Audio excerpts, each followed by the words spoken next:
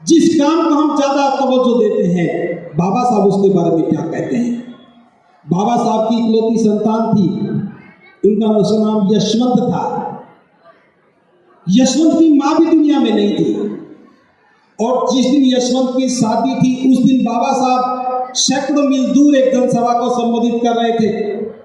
एक पत्रकार ने पूछा, बाबा साहब आज तो आपके बेटे की शादी है, आपको वहां होना चाहिए था।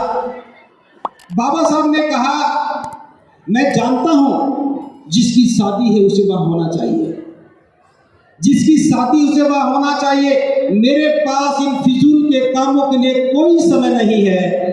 जिस काम को बाबा साहब फिजूल का काम कहते रहे, आप उसी काम पर पूरे जीवन की बाजी लगा देते हो, उसी काम पर जीवन की सारी गाड़ी कमाई खर्च कर देते हो, और शादी का कोई निमंत्रण आ जाए तो बाबा साहब के कार्यक्रम भी छोड़ देते हो। क्या बाबा साहब के निर्देशन को हम समझ पा रहे हैं? क्या उनकी अनुपालना कर रहे हैं? अगर ये बात हमारी समझ में आ जाए, जो भी डीआईजी साहब भी बोल करके गए हैं, अगर ये बात समझ में आ जाए कि शादी फिजूल का काम है। बाबा साहब ने कहा कि विवाह दो परिवारों के बीच आपसी समझौते का नाम है। एक लड़का पक्ष एक लड़की पक्ष दोनों की सहमति हो गई और शादी हो गई, बात पूरी हो गई। ये बाराती, ये खाना खाने वाले, ये सगे संबंधी मित्र किसी काम नहीं आते हैं, केवल धन की बर्बादी करते हैं और अपने गरीब आदमियों को मजबूर बन करके कर्ज लेकर के शादी करने के लिए मजबूर करते हैं, और वो सारी जिंदगी कर्ज में जकड़े रहते हैं। बस मैं तो इस बात को कहना चाहता हूँ, जब आप किसी की शादी में खाना खाने जाओ तो उस व्यक्ति को देख लेना जो वहां से प्रेरणा लेकर के कर्ज लेकर के अपने बच्चों की शादी करता है और सारी जिंदगी किसी के खेत खलिहान में गुलाम बनकर रहता है। आज जितने भी जुल्म हो रहे हैं, कोई हमारे घर में आकर के हम पर जुल्म नहीं करता। सारे के सारे जुल्म खेत खलिहान में होते हैं, सारे के सारे जुल्म कारखानों में होते हैं, घरों में जो झाड़ू पोछा लगाने वाले काम करते हैं उनके साथ भी होते हैं।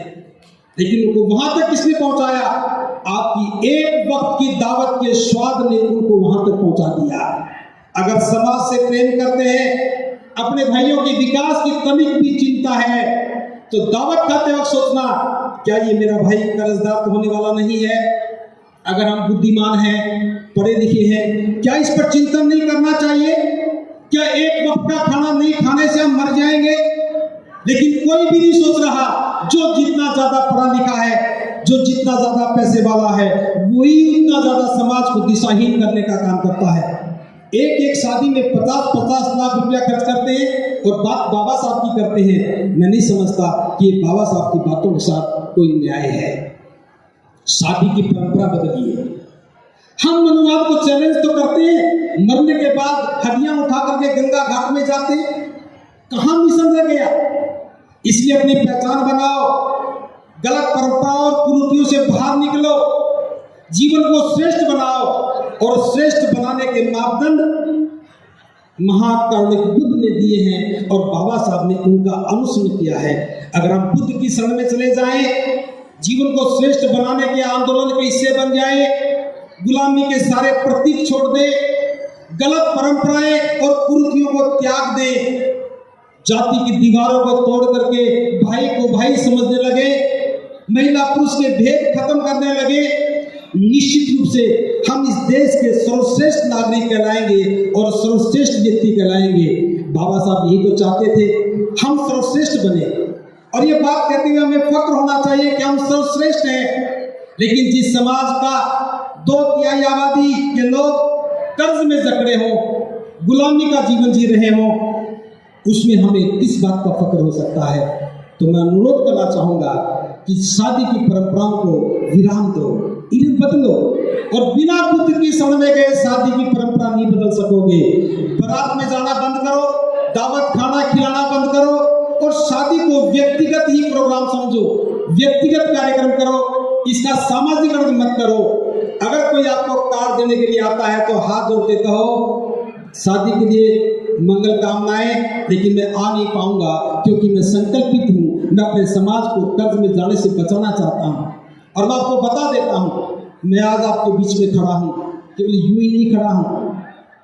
1987 में मुझे बात समझ में आई, छात्र जीवन में मेरी बात समझ में आई कि समाज पर जो जुल्म होता है वो कर्ज के कारण होता है। जो कर्ज लेता है वो गुलाम बनता है, गुलाम के ऊपर जुल्म होता है। और मुझे लगने लगा एक वक्त की दावत खाने के पीछे मैं परिवार को कर्जदार करता हूँ। उसके बाद मैंने दावत खाना बंद कर दिया और उसी का नतीजा है कि मैं आज खड़े होकर के बड़े फख्र के साथ ये बात कह सकता हूँ कि मैं आज तक किसी को गुलाम बनाने में सहायक नहीं बना हूँ। मैं गुलामी की बेड़ियां काटने का काम कर रहा हूँ, लेकिन एक काम जब होगा जब आप खड़े हो जाएंगे। हमें समाज को बदलना है और समाज का बदलेगा जो समझदार लोग समझ के साथ काम करने लगेंगे। इस ज्ञान से आजीविका के साधन मत ढूंढो, इस ज्ञान से जीवन को श्रेष्ठ बनाने के बहाव खोजो, इस ज्ञान से जीवन को सुंदर बनाने के रास्तों की तलाश करो और कुछ भी तलाश नहीं करना है। बाबा साहब हमारे मार्गदर्शक हैं, बुद्ध हमारे शास्त्र हैं। बाबा साहब ने मार्ग बताया है, हमें तो केवल चल करके बुद्ध के पास जाना है, लेकिन ईमानदारी के साथ जाना। बौद्ध बनो तो जाति को लेके मत जाना, बौद्ध बनो तो पुराने प्रतीकों को छोड़ के जाना, बौद्ध बनो तो पुरानी परंपराओं का त्याग करके जाना, और बौद्ध बनो तो श्रेष्ठता के भाव से बौद्ध बनना। कोई महिला और कोई पुरुष इस बात का भेद मन में मत रखना। और आप देखेंगे भारत दोबारा से सम्राट अशोक का भारत बनेगा, दोबारा से बाबा साहब के सपनों का भारत बनेगा। लेकिन ये काम कब होगा? जब नौजवान अपनी जिम्मेदारी संभालेगा। बस आखिरी बात, बाबा साहब ने कहा था लो एम इज ए क्राइम, छोटा लक्ष्य अपराध है। और हम सारे लोग छोटा लक्ष्य बनाकर चल रहे हैं। जाति के नाम पर छोटे छोटे संगठन, मोहल्ले के नाम पर छोटे छोटे संगठन, छोटे छोटे कामों के लिए बनाए गए छोटे छोटे संगठन बहुत जल्दी अपना काम पूरा कर लेते हैं। और बाबा साहब कहते हैं जब हम लक्ष्य छोटा रखते हैं, आसानी से पा लेते हैं, आसानी से लक्ष्य पूरा होता है, तब हमें खुशी मिलती है। और जब खुशी मिलती है तो हम खुश होकर के एक दूसरा छोटा लक्ष्य बना लेते हैं। और यही हम हर बार अपराध करते हैं। छोटा लक्ष्य अपराध है, इसको समझिए। छोटे संगठनों से बाहर निकलिए, एक राष्ट्रव्यापी आंदोलन चलाइए। एक राष्ट्रव्यापी आंदोलन चलेगा तो हम करोड़ों लोगों के जीवन को नया स्वरूप देने में कामयाब हो जाएंगे। अगर गली मोहल्ले के संगठन बना करके केवल जयंतियां मनाते रह जाएंगे, गली मोहल्ले के संगठन बना करके छोटे छोटे काम ही करते रह जाएंगे, तो बाबा साहब के बनाए हुए लक्ष्य को कभी समझ नहीं पाएंगे। बाबा साहब ने कहा है लो एम इज ए क्राइम, छोटा लक्ष्य अपराध है। बस ये बात याद आनी चाहिए, जब भी आप संगठन बनाओ तो इतना सोच के बनाना, मेरा संगठन पूरे देश में काम करने वाला है तो मैं बनाऊंगा, अगर गली मोहल्लों तक सीमित रह गया तो मैं गुनाहगार कहलाऊंगा। हम अगर ये बात समझ जाएं तो देश में एक राष्ट्रव्यापी आंदोलन खड़ा हो जाएगा। हजारों संगठन बौद्ध बनाने का काम कर रहे हैं, लेकिन जो संगठन के मुखिया हैं वही बौद्ध नहीं बन रहे हैं। हजारों लोग दीक्षा देने का काम कर रहे हैं, जो दीक्षा देने का काम कर रहे हैं वही दीक्षित नहीं हो पा रहे हैं।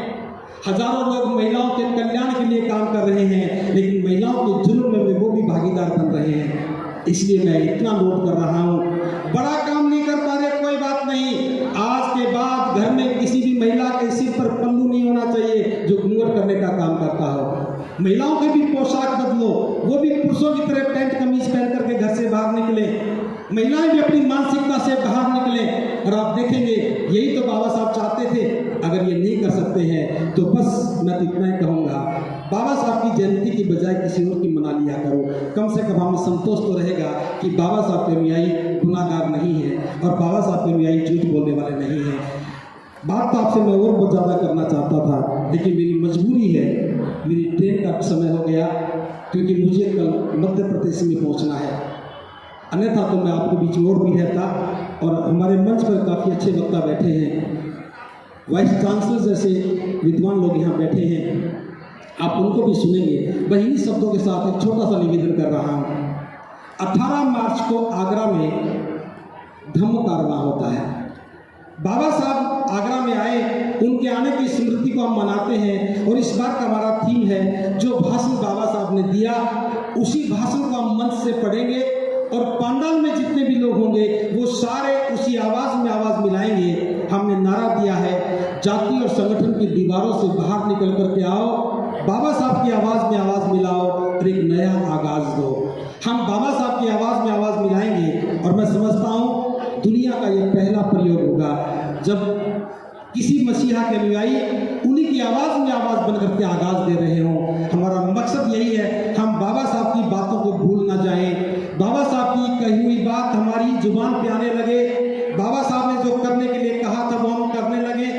इससे बाबा साहब का मकसद पूरा होगा। इसलिए मैं आमंत्रण दे रहा हूँ, सभी लोग श्वेत कपड़ों में, श्वेत वस्त्रों में 18 मार्च को आगरा के कार्यक्रम में पहुंचे और 17 मार्च को बुद्धा पीस मार्च है। जो सफेद कपड़ों में आएंगे उनके हाथ में बड़ा डंडा झंडा होगा और हम फ्लैग लेकर के शांति के साथ मार्च निकालेंगे।